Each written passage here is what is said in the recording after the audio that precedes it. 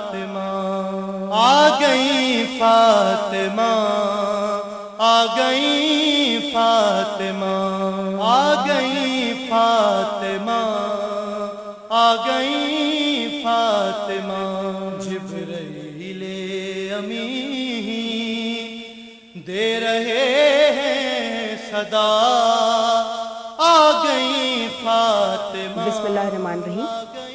ناظرین کرام، جیسا کہ آپ جانتے ہیں آج کا پروگرام سیدۃ النساء العالمین بی بی فاطمہ الزہرا سلام اللہ علیہا کی ولادت کے حوالے سے ہے، اور آپ کی خدمت میں یہ عرض کرتی چلوں کہ پاکستان ٹیلی ویژن کے بعد پرائیویٹ ٹیلی ویژنز کے حوالے سے ARY1 واحد ادارہ ہے جس کو یہ سعادت اور توفیق ہے کہ وہ ہر سال آج کے دن بی بی کے حوالے سے، بی بی کی سیرت کے حوالے سے یہ پروگرام آپ کے لیے اس کا اہتمام کرتا ہے۔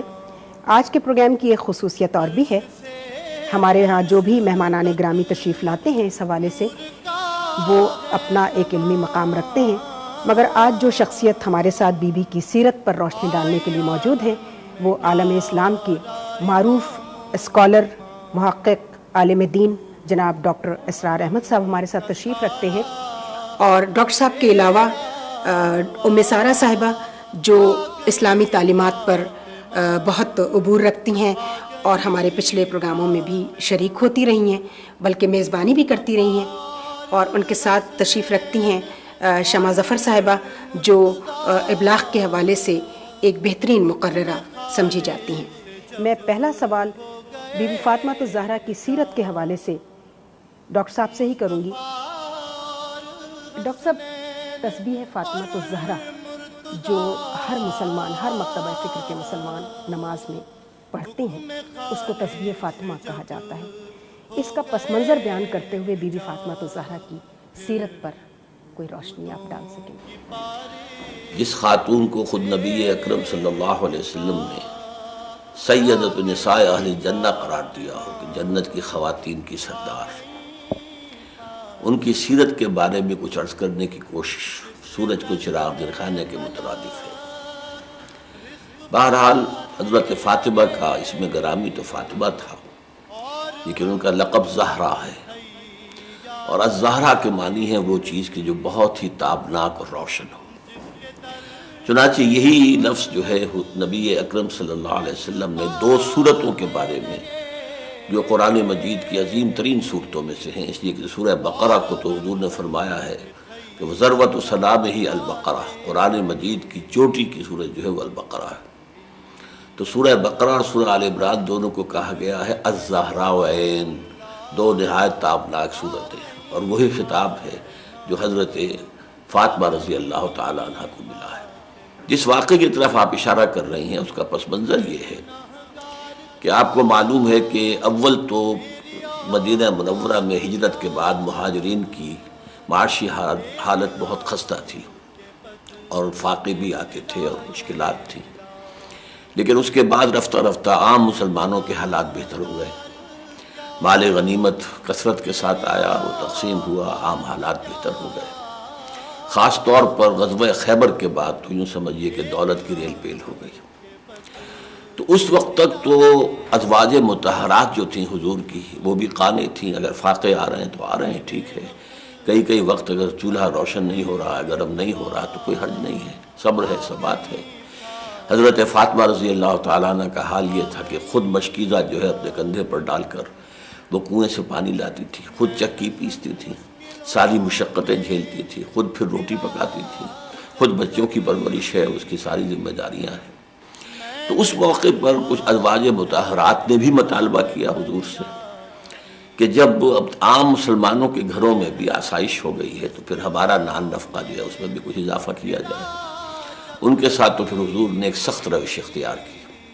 واقعہ ایلا مشہور ہے کہ آپ نے لا تعلقی اختیار کر لی اور تمام ازواج سے غیر متعلق ہو کر ایک بالا خانے کے اوپر فروکش ہو گئے، اور یہ تقریباً معاملہ چلا ہے 1 مہینے سے زائد، تاں کہ پھر ازواج نے سب نے تسلیم کیا۔ اللہ تعالیٰ کی طرف سے آیت تخییر نازل ہوئی کہ تم سوچ لو، اگر تو ہمارے نبی کے گھر میں رہنا ہے تو یہی فقر و فاقہ ہوگا، تمہیں اللہ اور اس کا رسول مطلوب ہے یا دنیا مطلوب ہے؟ تو اے نبی کہہ دیجئے ان سے کہ دنیا مطلوب ہے تو آؤ، میں تمہیں مال دے کر اپنے گھر سے رخصت کر دوں گا، تم میرے گھر میں نہیں رہ سکتے، اس لیے کہ میرا تو فقر اختیاری ہے، مجبوری کا نہیں تھا۔ پہلے اگر تھا بھی مجبوری کا رنگ اس میں، تو اب تو وہ اختیاری ہے خالص۔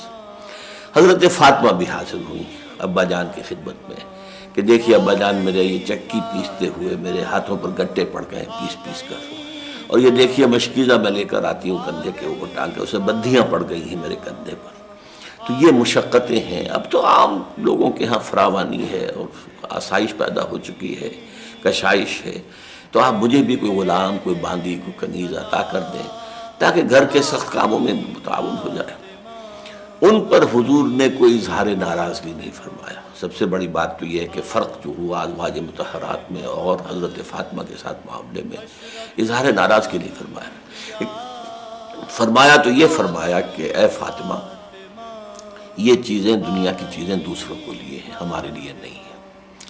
میں تمہیں اس سے بھی بڑی شے دیتا ہوں، بہت بڑی شے، بہت بڑی دولت، اور وہ یہ ہے کہ ہر نماز کے بعد 33 مرتبہ سبحان اللہ، 33 مرتبہ الحمدللہ، 34 مرتبہ اللہ اکبر کہہ لیا کرو۔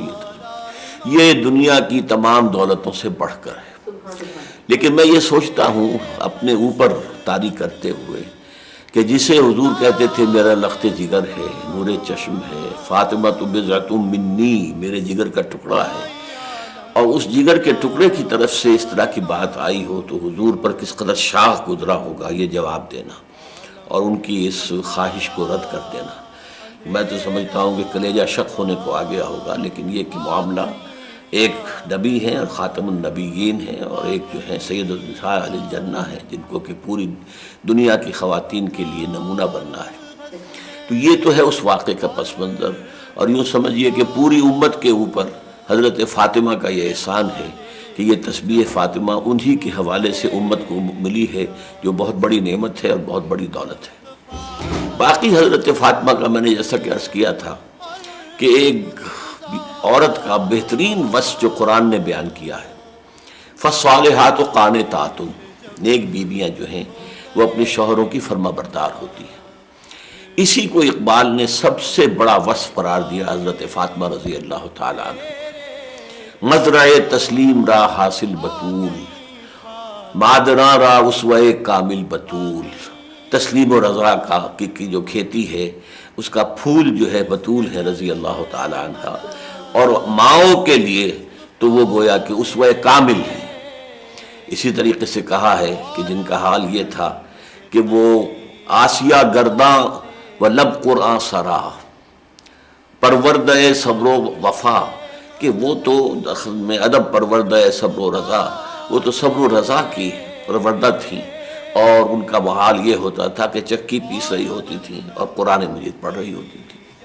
بلکہ میں اس میں اضافہ کرتا ہوں اس لیے کہ میں نے اپنے بچپن میں اپنے بعض بڑی بوڑھیوں کو یہ اس نقشے میں دیکھا ہے، چکی بھی پیس رہی ہیں، قرآن پڑھ رہی ہیں، گود میں بچہ ہے اور وہ دودھ پی رہا ہے۔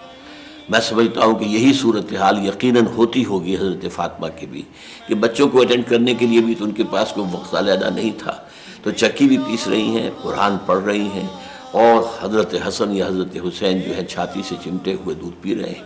تو جو دودھ اس وقت ان کے حلق میں اتر رہا تھا، اس کی پاکیزگی کا اور اس کی طہارت کا ہم تصور قائم نہیں کر سکتے۔ اسی لیے ہم سمجھتے ہیں کہ پھر یہ ان کی گود میں جو دو پھول کھلے ہیں، یہ ہماری امت کے اندر ان کو حضور نے فرمایا ہے کہ میری امت میں نوجوانوں کے سردار جنت میں وہ حضرت حسن اور حضرت حسین ہوں گے رضی اللہ تعالیٰ عنہما۔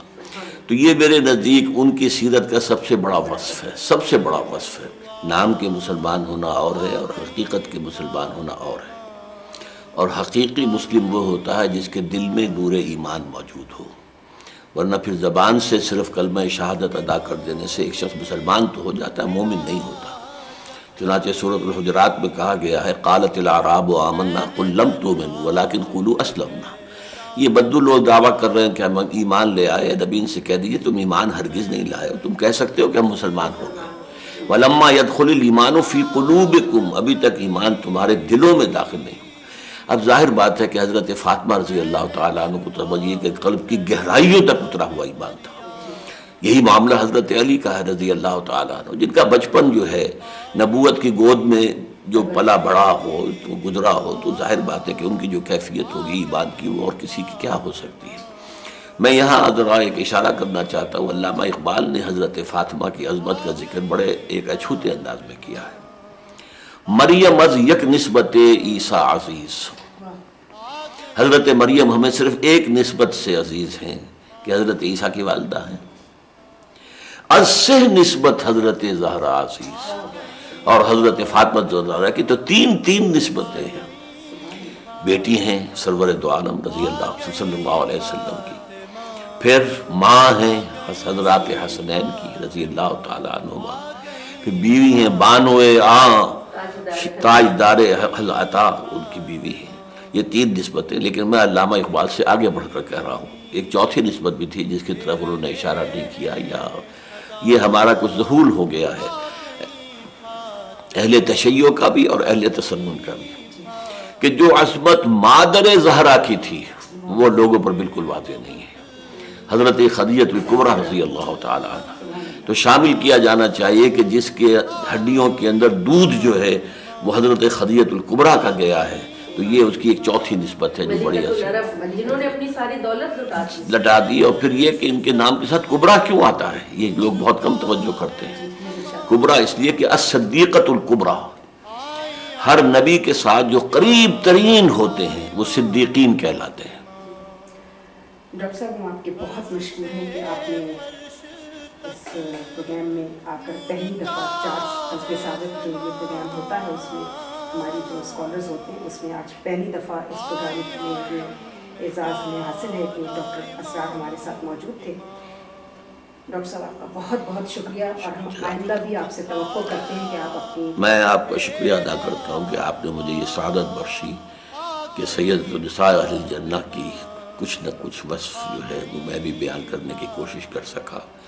اللہ تعالیٰ میری کوشش کو بھی قبول فرمائے، اور ہماری خواتین کو میں ایک بات بہت صدمے کے ساتھ کہتا ہوں کہ ایک زمانے میں ایک دریدہ دہن شخص نے، حالانکہ وہ بہت بڑا شخص تھا اس وقت اپنے حیثیت کے اعتبار سے، اتنی کڑوی بات کہی تھی جو سمندر میں گھول دی جائے تبھی وہ سمندر کڑوا ہو جائے، کہ آج کی مسلمان عورت کے لیے فاطمہ جناح آئیڈیل ہے، فاطمہ زہرا آئیڈیل ہے۔ ناظرین، ڈاکٹر اسرار احمد کو آپ نے سنا۔ ڈاکٹر صاحب کے علاوہ جو مہمانان گرامی آج اس پروگرام میں تشریف رکھتی ہیں اس میں ام سارہ صاحبہ سے ہم پہلے بات کرتے ہیں۔ ام سارہ صاحبہ یہ بتائیے کہ بی بی کے علم و معرفت کے حوالے سے ہم تک بہت کم چیزیں پہنچی ہیں۔ عموماً ہم یہی دیکھتے ہیں کہ جی بی بی نے بڑی مشقت سے چکی پیس پیس کر حسنین کو پالا، لیکن جو بہت اہم پہلو ہے آپ کی زندگی کا وہ آپ کا وہ علم و حکمت ہے جس سے پوری دنیا مستفیض ہوئی، اس کے بارے میں کچھ ارشاد فرمائیے۔ بسم اللہ الرحمن الرحیم۔ علم کی اہمیت کا اندازہ قرآن حکیم کی پہلی وحی سے کیا جا سکتا ہے۔ اقرا، اسلام نے علم کے حصول پر کتنا زور دیا یہ ہم سب جانتے ہیں۔ علم حاصل کرو، خاتمِ چین کیوں نہ جانا پڑے۔ علم حاصل کرنا، علم پھیلانا، دوسروں کو علم دینا کتنا اہم ہے۔ بی بی کی شخصیت اس حوالے سے ہمارے سامنے اس طرح آتی ہے کہ فاطمہ بزۃ منی کی مشہور حدیث جس میں حضور صلی اللہ علیہ وسلم نے آپ کو بزۃ منی قرار دیا، سیدۃ النساء العالمین قرار دیا۔ حاملان قصہ میں آپ شامل ہیں، صاحبان حلطہ میں آپ کا شمار ہے، فاتحان مباہلہ کے قلب لشکر میں آپ ہیں۔ آپ کی اہمیت کا اندازہ ہم سب کو اس سے لگانا چاہیے۔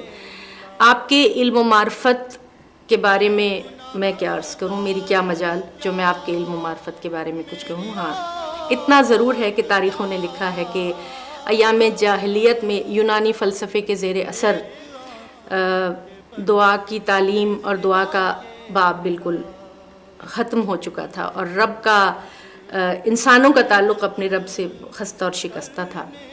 نور نبوت کے زیر اثر پرورش پانے والی بی بی نے جو علم، جو معرفت اپنے والد گرامی سے حاصل کی اس کو ہم تک پہنچایا۔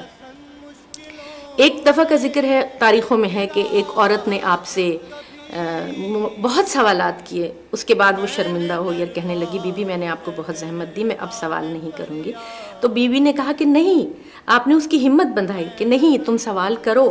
اور پھر آپ نے ایک مثال دی اور یہ فرمایا کہ دیکھو اگر کسی سے کوئی مزدوری لی جائے کہ تم بہت بھاری بوجھ لے کر بلندی پر چڑھو, لیکن اس کے معاوضے کے طور پر تمہیں 10 لاکھ دینار دیے جائیں گے, تو کیا اسے تھکن محسوس ہوگی؟ تو اس عورت نے کہا نہیں. تو بی بی نے فرمایا کہ بالکل اسی طرح تمہارے سوالات کے جو جواب میں دے رہی ہوں, مجھے بارگاہ الہی سے اتنا اجر مل رہا ہے, اتنا اجر مل رہا ہے کہ مناسب ہے کہ میں تھکن کا احساس نہ کروں. بی بی کا مشہور خطبہ جو تاریخوں میں موجود ہے, اس پہ اگر ہم ایک نظر ڈالیں تو ہمیں اندازہ ہوتا ہے کہ کیا معرفت اور کیا علم اور کیا گہری نظر آپ کی اسلامی تعلیمات اور اسلام کی روح پر تھی کہ آپ نے آغاز کیا حمد و ثناء الہی سے. اس کے بعد آپ نے شکر نعمت فرمایا, پھر آپ نے صفات الہی کا ذکر, صفات نبوت کا ذکر اور دعوت نبوت سے متعلق جتنے بھی اجتماعی اور سماجی بھلائی کے امور تھے آپ نے ان کا ذکر فرمایا. پھر آپ نے قرآن صامت اور قرآن ناطق کی تعریف فرمائی. اس کے بعد آپ نے اصول دین کا ذکر کیا. اس کے بعد اخلاق عالیہ کا ذکر کیا. پھر آپ نے شریعت مطہرہ کے مختصر احکام بتائے. اس کے بعد آپ نے اپنا تعارف فرمایا. پھر ایام جاہلیت میں جو لوگوں کی حالت تھی اور جن ظلمات میں عرب گرفتار تھے, آپ نے اس کا ذکر فرمایا کہ میرے والد گرامی نے تمہیں ان اندھیروں سے نجات دلائی. پھر جس نفاق نے سر اٹھایا تھا آپ نے اس کا ذکر فرمایا. اور آخر میں جناب حضرت سلیمان اور حضرت داؤد اور حضرت زکریا کے حوالے سے آپ نے حق کا ذکر فرمایا, قرآن کا ذکر فرمایا. اس سے ہم اندازہ لگا سکتے ہیں کہ بی بی کی صرف ہم اس بات کو کہہ کے آگے گزر جانے کے ہرگز ہمیں نہیں گزر جانا چاہیے کہ امور خانہ داری میں بی بی کا کیا مقام تھا اور آپ چکی پیستی تھیں. یقیناً یہ بہت اہم کام ہے اور ہر عورت کی ذمہ داری ہے اور اولین ذمہ داری ہے جسمانی مشقت کے ساتھ. لیکن صرف عورت کا مقام صرف یہ نہیں ہے, اس کو علم بھی حاصل کرنا ہے, اس کو اپنے عقل و معرفت کو بھی بڑھانا ہے, اس کو اپنی روحانی قوت کا بھی خیال کرنا ہے. اور ہمیں بی بی نے یہ بتایا اور یہ سبق دیا کہ عورتوں کے لیے افتخار کی بات اور شرف کی بات یہ نہیں کہ وہ کتنی حسین ہے یا وہ کتنی کم عمر ہے یا وہ کتنی ویل ڈریسڈ ہے, نہیں, بلکہ کتنی ذمہ دار ہے, اس میں کتنا احساس ذمہ داری ہے, وہ اپنے فرائض کو کس طرح ادا کرتی ہے, اور نہ صرف خاندان بلکہ معاشرے کی فلاح و بہبود کے لیے اس کے پاس کیا پلان ہے اور اپنے فارغ وقت کو وہ کس طرح بسر کرتی ہے. بی بی جب گھر کا کام بھی کیا کرتی تھیں تو آپ کے لبھائے مبارک ذکر الہی میں مصروف رہتے تھے, ساری رات آپ عبادت میں مصروف رہتی تھیں, اور آپ کے زبان سے کبھی کوئی ایسا کلمہ, کبھی کوئی ایسی بات صادر نہیں ہوئی جو اللہ اور رسول کی رضا کے خلاف ہو. کیونکہ جب حضور صلی اللہ علیہ وسلم نے یہ فرمایا فاطمہ بضعۃ منی, جس نے ان کو خوش کیا انہوں نے مجھے اس نے مجھے خوش کیا, جس نے ان کو ناراض کیا اس نے مجھے ناراض کیا. اب ہمیں دیکھنا یہ ہے کہ کوئی شخصیت اگر اللہ اور رسول کی رضا کا محور و مرکز بن جاتی ہے تو اس میں 2 باتیں ہونا ضروری ہیں.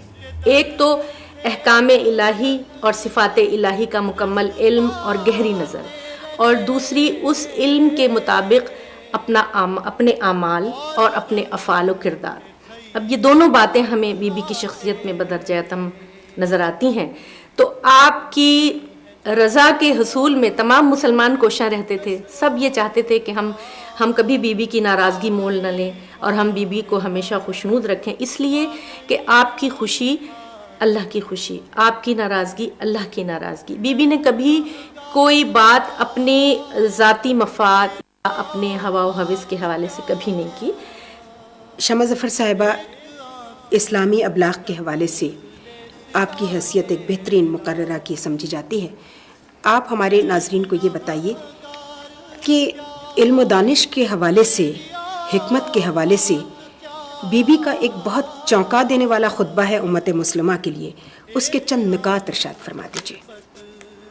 اچھا نسرین, جہاں تک پورے خطبے کی بات ہے تو وقت کا دامن بہت تنگ ہے, ہم اس پورے خطبے پہ تو بات نہیں کر سکتے, اس لیے کہ بی کی علم و دانش کا اندازہ آپ صرف اس سے لگا سکتے ہیں کہ تمام مکاتب فکر کے مسلمانوں نے ایک جملہ حضرت صلی اللہ علیہ وآلہ وسلم کے حوالے سے کہا کہ اگر علی نہ ہوتے تو فاطمہ کوئی کفو نہ ہوتا۔ کفو کی بھی تفصیل بڑی وسعت کی حامل ہے، لیکن مختصراً یہ کہ ہم پلہ برابر۔ تو اب بی کے علم و دانش کا اندازہ آپ اس سے لگا لیجیے کہ جن کا کفو قرار دیا گیا ہے انہیں خود حضرت صلی اللہ علیہ وآلہ وسلم نے جو ہے وہ باب العلم قرار دیا ہے۔ تو خود بی کے علم و دانش کی انتہا کیا ہوگی؟ اس خطبے سے ایک مختصر سے اقتباس میں آپ کی نظر کروں گی کہ جس کو اگر ہر دور کا مسلمان اگر جن جملوں کا تجزیہ کرے اور اپنے کردار کا احتساب کرے تو ہم اسلام کے معنوں کو سمجھ جائیں۔ اس کا پہلا جملہ تو ریلیٹ کرتا ہے اسی بات سے جس کو ڈاکٹر صاحب نے ابھی ارشاد فرمایا کہ کلمہ پڑھ لینے سے ایمان نہیں آتا، اسلام آتا ہے۔ اسلام اور ایمان کا جو نازک سا فرق ہے وہ ہمارا مسلمان معاشرہ سمجھ نہیں پاتا ہے اس منزل کو۔ اور بی نے اس خطبے کے دوران اپنے والد محترم کے پیغام کو اس خوبصورتی سے پہنچایا کہ آپ نے جو پہلا اس فرائض کے حوالے سے جملہ کہا، آپ نے ارشاد فرمایا کہ ایمان تم پر اس لیے فرض قرار دیا گیا ہے تاکہ تم شرک سے محفوظ رہو۔ یعنی اگر شرک کسی بھی نقطۂ نگاہ سے آپ کے دل کے اندر ہے تو وہ آپ کلمہ پڑھ رہے ہیں، آپ اسلام کی منزل پر ہیں، لیکن آپ ایمان کی منزل تک نہیں پہنچ سکتے ہیں۔ اس کے فوراً بعد بی نے ارشاد فرمایا کہ تم پر نماز اس لیے فرض کی گئی ہے کہ تاکہ تم تکبر سے پاک رہ سکو۔ اب وقت کا دامن اتنا تنگ ہے کہ ہم ان جملوں کی بھی وضاحت نہیں کر سکتے، لیکن میں دو جملے ضرور کہوں گی۔ اگر نماز پڑھتے ہوئے بھی ان احتیاطوں کو مد نظر نہ رکھا جائے جو نماز کے لیے لازمی ہیں، مثلا ہم لباس کا تو اہتمام کرتے ہیں، ہم مصلی کا اہتمام تو کرتے ہیں، ہم جگہ کا اہتمام تو کرتے ہیں، لیکن ہم اخلاق کی ان باریکیوں کا اہتمام نہیں کرتے کہ جن میں سے ایک کی جانب بی نے اشارہ دیا کہ تم پر نماز اس لیے لازم قرار دی گئی تاکہ تم لوگ تکبر سے محفوظ رہ سکو۔ اب جہاں عبادتیں تکبر کے ساتھ ہیں تو وہاں ایمان کیسے رہ سکتا ہے؟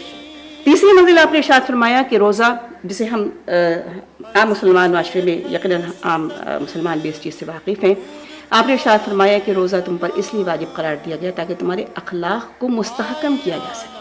یعنی صرف صبح سے شام تک بھوکا رہنا، جس کو جو میں نے اکثر کیا کہ اس باریکی کو تو تقریباً سارے مسلمان جانتے ہیں، لیکن عمل کتنے لوگ کرتے ہیں کہ روزہ صبح سے شام تک بھوکے رہ جانے کا نام نہیں ہے۔ اخلاق کو مستحکم کرنے سے مراد یہ ہے کہ روزے کے دوران جو مشقتیں تم برداشت کر رہے ہو وہ مشقتیں عام زندگی میں جب ایک مسلمان معاشرے میں مسلمانوں کو لاحق ہوتی ہیں تم ان کا اندازہ لگا سکو اور اپنے کردار کو اس حساب سے رکھ سکو، تو تمہارا روزہ جو ہے وہ استحکام کی منزل کے اوپر ہے، ورنہ صبح سے شام تک بھوکے رہ جانے کا نام ہے۔ پھر آپ نے ارشاد فرمایا کہ تم پر زکوٰۃ اس لیے فرض کی گئی ہے تاکہ تمہارے نفس کو پاکیزہ کیا جا سکے اور تمہارے رزق کو وسعت دی جا سکے۔ رزق کی وسعت تو ہم سب کو یاد رہتی ہے، نفس کی پاکیزگی کسی کو یاد نہیں رہتی۔ زکوٰۃ دیتے وقت ہمارے نفس اتنے ہی زیادہ آلودہ ہوتے ہیں، لیکن زکوٰۃ کے بدلے میں ہمارا رزق اس وقت وسعت اختیار کرے گا جب ہم اپنے نفس کو پاکیزگی کی منزل کے اوپر لے کر آئیں گے۔ یہ دختر رسول ان فرائض کو ہمارے سامنے رکھ رہی ہیں۔ پھر آپ نے ارشاد فرمایا کہ بہت ساری چیزوں کو میں اس دوران بھی چھوڑتی ہوئے آپ جا رہی ہوں، صرف مخصوص چند نکات میں آپ کی خدمت پیش کر رہی ہوں۔ آپ نے ارشاد فرمایا کہ حج کو تمہارے لیے اس لیے فرض قرار دیا گیا کہ تاکہ دین اسلام کو استحکام عطا ہو سکے، اور اس کا ایک طویل فلسفہ ہے کہ پوری دنیا سے مسلمان آ کر ایک مرکز پر جمع ہوتے ہیں، آپس میں تبادلہ خیالات ہوتا ہے، ایک دوسرے کے مسائل، ایک دوسرے کی پریشانیوں کا پتہ چلتا ہے۔ اس نقطۂ نگاہ سے حج کا جو فریضہ ہے محض ایک مذہبی فریضہ نہیں بن جاتا ہے، بلکہ ایک ہماری سماجی ضرورت بھی بن جاتا ہے۔ دور حاضر میں بے شک ذرائع ابلاغ نے اتنی ترقی کر لی ہے کہ ایک دوسرے کی باتیں، ایک دوسرے کے مسائل ویسے ہی پتہ چل جاتے ہیں، لیکن تصور کیجیے اس وقت کہ جب ذرائع ابلاغ نے اتنی ترقی نہیں کی تھی تو اس وقت ایک حج، اور آج بھی بہت سارے مسائل ایسے ہیں کہ جو ہم ذرائع ابلاغ کے حوالے سے بھی ہم حاصل نہیں کر سکتے یا ہم تک نہیں پہنچ سکتے ہیں۔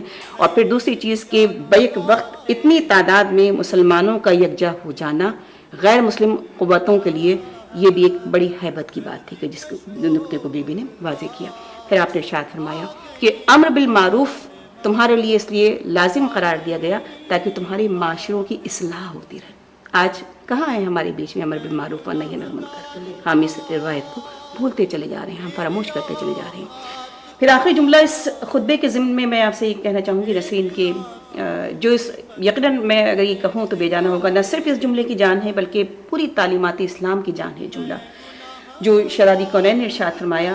آپ نے کہا کہ لیکن خدا سے تو صرف وہی لوگ ڈرتے ہیں جو صاحبان علم ہوا کرتے ہیں. یعنی اب علم کی ایک کسوٹی، ایک معیار شہزادی نے ہمارے سامنے رکھ دیا کہ یوں چاہے تم مدرسوں میں پڑھو یا کالجوں میں جاؤ یا یونیورسٹیز میں جاؤ، لیکن تمہاری علم کی معیار یہ ہے کہ تم خدا سے کتنا ڈرتے ہو. تو جو خدا سے جتنا ڈرتا ہے وہ اتنا ہی ایمان کے راستے کے اوپر جو ہے وہ اپنے سفر کو طے کرنے لگتا ہے. ام سارہ صاحبہ، آپ کے علم میں ہوگا کہ ختمی مرتبہ سرکار دو عالم محمد مصطفیٰ صلی اللہ علیہ وآلہ وسلم نے ایک دفعہ حضرت علی کرم اللہ وجہہ سے پوچھا کہ علی تم نے فاطمہ کو کیسا پایا؟ اس کے جواب میں حضرت علی نے جو کہا وہ آپ ہمارے ناظرین کو پلیز بتائیے. حضرت علی علیہ السلام نے ارشاد فرمایا کہ یا رسول اللہ، میں نے آپ کی دختر کو اپنی دنیا اور آخرت کے کاموں میں بہترین مددگار پایا. اور یہ کسی شوہر کا ایک بیوی کے لیے بہت بڑا خراج تحسین اور خراج عقیدت ہے، کیونکہ شوہر اور بیوی کے تعلق میں سب سے زیادہ بات یہی اہم ہوتی ہے کہ بیوی اپنے شوہر کی دنیا اور آخرت کے کاموں میں اس کی کس طرح مددگار ثابت ہوتی ہے. مددگار کا لفظ استعمال کیا، اٹس اے کمپلیمنٹ. اور یہ آج کی عورت کے لیے لمحہ فکریہ ہے کہ ہم دنیا اور آخرت دونوں کے حوالے سے اپنے شوہروں کی کس طرح مدد کر سکتے ہیں. یہ ہمیں سب کو سوچنا چاہیے. اچھا شمع ظفر صاحبہ، میں آپ ہی کا ایک جملہ کوٹ کرنا چاہتی ہوں یہاں. آپ نے کہا تھا کہ پرورش اور تربیت میں زمین آسمان کا فرق ہے. پرورش تو ہر ماں کرتی ہے ممتا کے جذبے کے تحت، لیکن تربیت اس کے فرائض دین اور دنیا میں شامل ہے. اس حوالے سے ہمیں بی بی فاطمہ کے ہاں اپنی اولاد کی تربیت کے علاوہ ایک اور اہم نقطہ نظر آتا ہے جو پورے عالم اسلام میں کہیں نظر نہیں آتا، اور وہ ہے ایک ملازمہ بی بی فضہ کی تربیت. اس حوالے سے آپ ہمارے ناظرین کو کچھ بتائیے. نسرین، بچوں کی تربیت کے معاملے میں ڈاکٹر صاحب نے ارشاد فرمایا کہ جس طریقے سے شہزادی کونین نے تربیت کی ہے کہ چکی بھی پیستی جا رہی ہیں، تلاوت کلام پاک کر رہی ہیں اور بچہ گود میں ہے. عصر حاضر کے فلاسفرز، ماہران تعلیم اور ہمارے علماء، اب یہ چیز کوئی ڈھکی چھپی بات نہیں ہے کہ بچے کی پرورش میں ماں کا کردار کتنا اہم ہے. اسلام نے تو 1400 برس پہلے بتایا، لیکن آج تحقیق کے بعد بھی یہ چیز اب کوئی ڈھکی چھپی نہیں ہے. پھر ڈاکٹر صاحب نے خود اتنی روشنی ڈالی تربیت کے اس منزل کے اوپر. میں اس میں چند جملوں کا اضافہ کروں گی کہ خود بی بی کی تربیت کس کی آغوش میں ہوئی ہے. اس پر بھی ڈاکٹر صاحب نے روشنی ڈال دی کہ ایک شہزادی وہ ہے جو ملکۃ العرب کہلا رہی ہیں، جنہیں خدیجۃ الکبریٰ، اور خدیجۃ الکبریٰ کیوں کہا جاتا ہے یہ ڈاکٹر صاحب نے روشنی فرمائی، میں اس کو ریپیٹ نہیں کروں گی، روشنی ڈالی اس پر. اور پھر خود رسالت مآب صلی اللہ علیہ وآلہ وسلم. ان دو ہستیوں کی تربیت کا اثر شہزادی کونین یعنی دختر رسول پر، اور پھر ان بچوں کی تربیت میں جو سرداران جوانان جنت ہیں، شہزادی کی تربیت کا اثر، جس کے لیے میں صرف ایک جملہ کہوں گی کہ عصر حاضر کی ماں تو ہمیں روزگار میں الجھی ہوئی ہے، لیکن اتنا وقت تو ہمیں ملتا ہے کہ جب اپنے بچوں کو سلانے لگیں تو شہزادی کے دیے ہوئے سبق پر ہم عمل پیرا ہوں اپنے زمانے کے حساب سے. کہ جب تاریخیں بتاتی ہیں کہ جب آپ اپنے فرزند اکبر امام حسن علیہ السلام کو سلا رہی ہوتی تھی یا اپنی گود میں کھلا رہی ہوتی تھی تو لوری کے جو جملے آپ کی زبان سے ادا ہوتے تھے، اس کو جب ہم اپنی زبان میں پڑھتے ہیں اور سنتے ہیں تو ایک احساس ہوتا ہے کہ تربیت کہاں کا اور کیسے کیسے ہوتی ہے. تو آپ یہ ارشاد فرماتی تھیں کہ تم اپنے باپ کی طرح شجاع بنو، اپنے باپ کی طرح تم خدا پرست بنو، اپنے باپ کی طرح تم حق کا دفاع کرو اور اپنے رب کی عبادت کرو، اور کینہ توز افراد سے محبت اور دوستی نہ کرنا. تو یہ صرف لوری نہیں ہے، اگر آپ یہ دیکھیں تو یہ پوری شخصیت، پوری زندگی پر اس طریقے سے اثر انداز ہو رہی ہے کہ اس کا اثر ہمیں کربلا اور شام تک نظر آ رہا ہے. کہ میدان کربلا میں کھڑے ہو کر امام علی مقام امام حسین علیہ السلام نے کیا جملے کہے تھے؟ آپ نے یہی کہا تھا نا کہ، اور بیعت کی منزل پہ بھی آپ نے کیا کہا تھا کہ مجھ ایسا اس ایسے کی بیعت نہیں کر سکتا اس لیے کہ میری رگوں میں شیر فاطمہ دوڑ. تو یہ نہ صرف ماں کے شیر کا اثر تھا بلکہ ماں کے دودھ کا بھی اثر تھا کہ آپ نے ارشاد فرمایا کہ میں غلاموں کی طرح راہ فرار اختیار نہیں کروں گا اور نہ میں بزدلوں کی طرح سر جھکا کر موت کو قبول کروں گا. تو یہ فاطمہ الزہرا سلام اللہ علیہ کی تربیت کا اثر تھا. اور کنیزی کی منزل پر تو میں کہوں گی کہ اس ایک جملے میں آپ کی تربیت کا نچوڑ شامل ہے کہ وہ فضا جن کے لیے تاریخ کی متضاد روایتوں کے باوجود تاریخ متفق ہے اس بات پر کہ چاہے وہ حبش سے آئیں یا ہند سے آئیں، لیکن تاریخ متفق ہے کہ ان کا تعلق ایک کوئی بہت مشہور اور علمی خاندان سے تھا. حبش کے حوالے سے بھی اور ہند کے حوالے سے بھی تاریخ اس جملے کو تو رقم کرتی ہے کہ آپ کا تعلق کسی بہت بڑے گھرانے سے تھا، اور دو تاریخیں ملتی ہیں کہ حبش کی بادشاہ کی بیٹی تھی یا آپ کا ہند میں راجپوتانہ خاندان سے تعلق تھا. اس کے لیے ہمیں دو تاریخیں، لیکن بہرحال دونوں میں یہ کہ آپ کا تعلق کسی بہت ہی اعلیٰ عرفہ خاندان سے تھا. اس کا ثبوت یہ بھی ہے کہ جب آپ اس گھر میں آئی تھی اور آپ نے فاقے دیکھے تھے تو آپ نے کیمیا کے عمل کو استعمال بنا کر سونے کے ٹکڑے کو، لوہے کے ٹکڑے کو سونے میں بدل کر حضرت علیہ السلام کی خدمت میں پیش کیا تھا. سونے میں بدل کر آپ نے اس کو پیش کیا تھا. کہ تاریخ کی روایتیں، تاریخ بہرحال تضاد تاریخوں میں ہمیں ملتا ہے. چاندی کو کہتے ہیں، لیکن آپ نے لوہے کے ٹکڑے کو سونے میں بدل کر آپ نے ان کے سامنے پیش کیا. لیکن جب جو داماد رسول تھے، جو ابن ام رسول تھے، جب آپ نے ان کے کردار کی بلندی دیکھی کہ انہوں نے تو صرف ایک ٹکڑے کو سونے میں بدلا تھا، لیکن انہوں نے زمین کو شگافتہ کر کے سونوں کے ڈھیر دکھا دیے، تو اس گھرانے کی منزلت ان کو سمجھ میں آ گئی. تو ان کے لیے صرف ایک جملہ کہوں گی کہ رحلت جناب فاطمہ الزہرا سلام اللہ علیہا کے بعد تقریباً، اگر میرا حافظہ غلطی نہیں کر رہا، تو 70-72 برس آپ زندہ رہے. یعنی واقعی کربلا کے بعد بھی 10-12 برس بعد تک آپ زندہ رہی ہیں. اور اس دوران آپ سے جس نے بھی کلام کیا واقعی کربلا کے بعد بالخصوص، آپ نے اس کا جواب قرآن پاک سے دیا. یعنی آپ سے سوال کیا جاتا، آپ اس سوال کا جواب اس آیت قرآنی کا انتخاب کر کے دیتی تھی کہ جس میں اس سوال کا جواب پنہا ہوتا تھا. تو یہاں پر اگر میں کہوں تو یہ بجانب نہ ہوگا کہ ایک کنیز جو حبش سے آئی تھی یا ہند سے آئی تھی، اس کنیز نے اگر دختر رسول کی صحبت میں چند برس گزارے ہیں تو اس کا علم اس منزل پر ہے، تو خود اولاد فاطمہ کا علم کس منزل کیا. دعا مومن کا ہتھیار ہے. اس حوالے سے ہم ام سارہ صاحبہ سے پوچھتے ہیں کہ بی بی فاطمہ الزہرا سلام اللہ علیہا نے دعا کے ضمن میں جو تعلیمات دی ہیں وہ کیا ہیں؟ ارشاد فرمائیے. دعا، نسرین، دعا جیسے کہ آپ نے کہا مومن کا ہتھیار ہے، اور قرآن حکیم میں ادونی استجب لکم، مجھ سے دعا کرو میں قبول کروں گا.